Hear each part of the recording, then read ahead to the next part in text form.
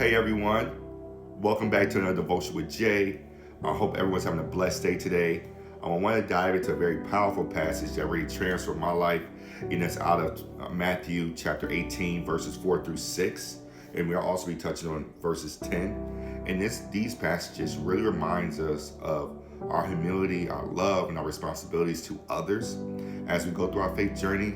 So sit back, relax, let's really dive in together, and let's unpack. So let's really break these scriptures down together. So starting off in chapter 18, verses 4, it reads, "Whoever humbles himself like this child is the greatest in the kingdom of heaven." So what does this really mean? To humble yourself like a child. Children, if you have kids out there, you really know this, but they trust completely.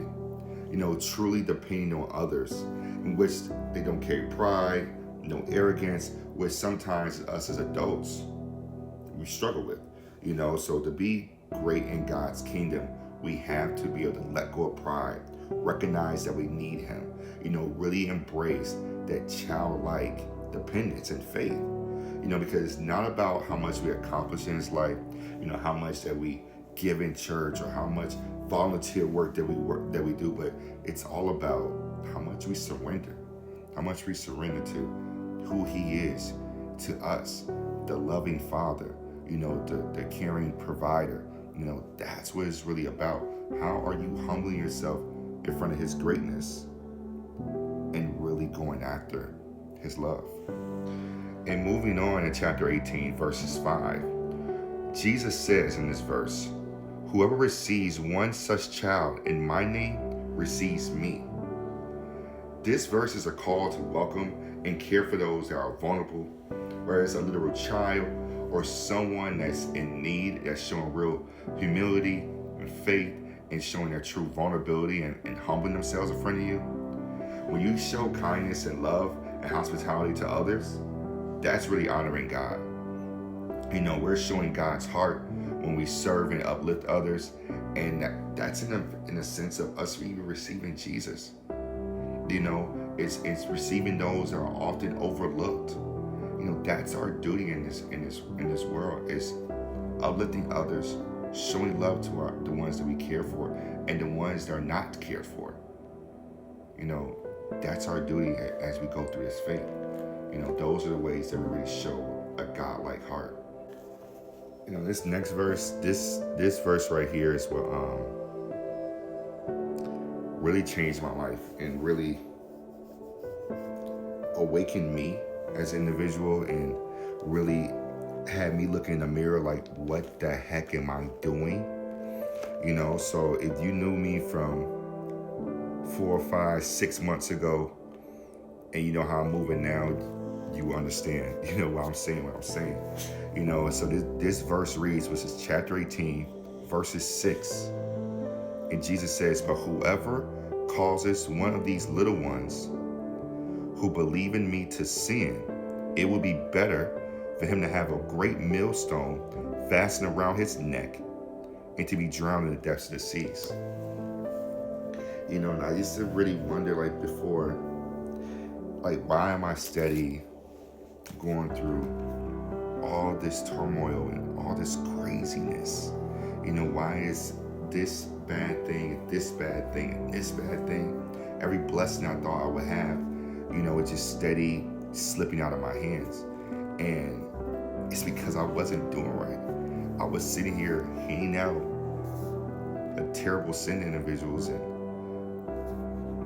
not uplifting, allowing people to go astray, allowing people to make those mistakes, and me being an anchor to why they're making the mistake. And I had to really wake up to that, and see that I've been drowning myself in this life, and it's not no one else's fault but mine. So that verse really, it brought a lot of tears in my eyes the first time I heard it. And the realization of it was very impactful and empowering to me. And then diving down to verse 10, Jesus says, He was like, "See that you do not despise one of these little ones, for I tell you that in heaven their angels is always see the face of my Father who is in heaven. And when you really think about that, like I said in previous messages, there are angels that are speaking on our behalf. That's intercessors for us. That's sharing to God to like help that person, look out for that individual, cover them. So like when you lie to somebody and you get caught in it, that's God's covering them.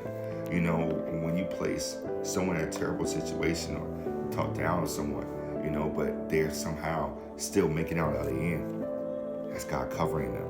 That's our angels looking out for them. That's our angels interceding for them. Like God says it best. Like His word is always true.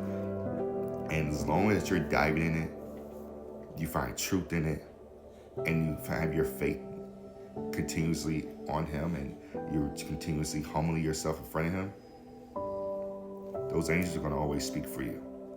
So another takeaway today, God really looks at us to be humble like a child. Trust God in all that we do, and let's let go of our pride.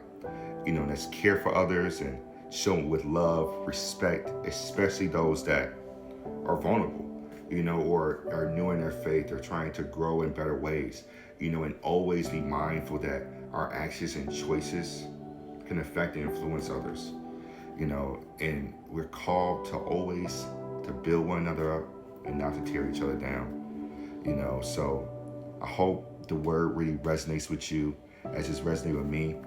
It's been really transforming, and I thank you for listening. I love you all.